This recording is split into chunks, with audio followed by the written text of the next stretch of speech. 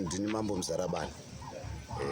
Ndiri murimi futi zvakare anorima nekotiko. Ndane makore ati 1 day.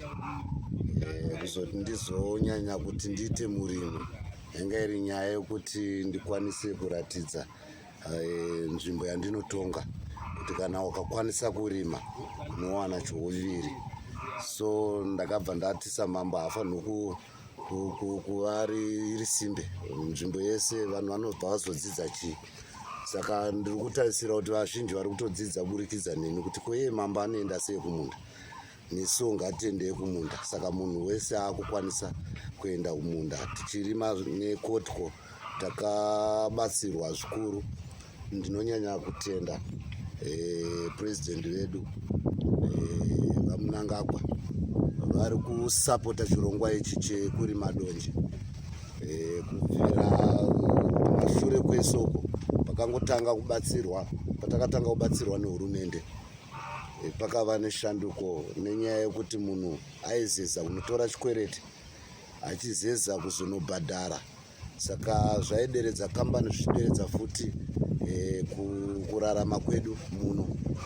Kudonje ndo cash crop yatinayo kuno, iri mukati memamwe macrops atinorima nopa mari. Kambani yedu yekotiko iri kubata varimi zvakanaka. Sekutaura kwandamboita kuya mafree inputs atiri kuwana atiri kuashandisa, panozoshayikwawo nhiniwozve dzinozopedzisira dzazonotengesawo mafertilizer, asi tiri kubata tichivadzidzisa kuti zvakare kuti fertilizer inenge wapuwa ngaini, nokuti wakaishandisa mumunda unowanawo futi zvakare goho rakanaka. Saka vazhinji vedu vakudzidza izvozvo kuti fertilizer unenge wabatsirwa ngainde mumunda vari kuenda nayo. Gore rino tichitarisa nemwaka yekumashure takagonerwa nemusiki, takakwanisa kutipa mvura yakati nakei. Takufananidzira nemakore atakafuratira kumashure. So zvakabva zvavandudza kurima kwedu kwakabva kwakura. Kana iyo kambani yedu yekotiko nanhasi vachiri kutakura mabherazi eri mumishango, tiri kuedza kuti zvatakurwa aendewo. Asi makore ese ataizosvika mwaka unoyu vanenge vataura kuti izvo kwavo varongedza zvamunzvimbo mavo mudhepa. Asi iko zvinozvi zvichirimo kuratidza kuti uwandu hwedonje gore rino hwakati wandei. Ndamboti zvopai ndiri mambo, ndiri murimi futi. Kurima kwangu ndinorimawo ndichikwikwidzana nevano varimiwo vakuru. Ndinavo imomo tiri muimba imwe chete. Mwaka unoyu ndakapuhwa zvakafanira, mayambutsa angu ndakapuhwa zvakafanira. Handinyanyi nezvekuti ndakashayiwa zvandaida kubatsirwa zvaiuya zvichiuya zvakare nenguva. Ndakapinda mumunda ndakarima mahectares angu anokwana kuita 3 nechidimbu. Ndarima kudaro ndakawana matons angu anokwana kuita 6.8 tons.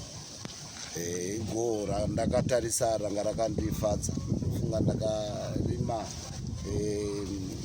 donje rangu ndakatanga kuririma nemvura yekutanga. Ndaita mvura yekutanga kudaro harina kundirambira kumera. Rakamera sezvo mvura yainaya zvakanaka. Ndakarifina nenguva, ndakarifirita futi zvakare nenguva. Zvinhu zvangu ndaizviita nenguva. Kana makatarira tonnage yandakawana nemahekta andakaita, vanoita metsi idzodzo vanoona kuti chimiro chedonje rangu changa chakamira sei, ranga rakamira zvakanaka. Saka ndairiita nenguva. Kana kunhonga ndakarinhonga nenguva. Makilomita ndinogara wati zvirongwa zvedonje kwenguva yakati rebei. Ndane makore akati wandei ndichirima donje. Pane zvakawanda zvatambosangana nazvo kumashure zvaitivhiringidza mukurima kwedonje. Kuti tatadzikira pasi, yanga iri mbeu yatasisina tarisiro nayo zvakanyanya.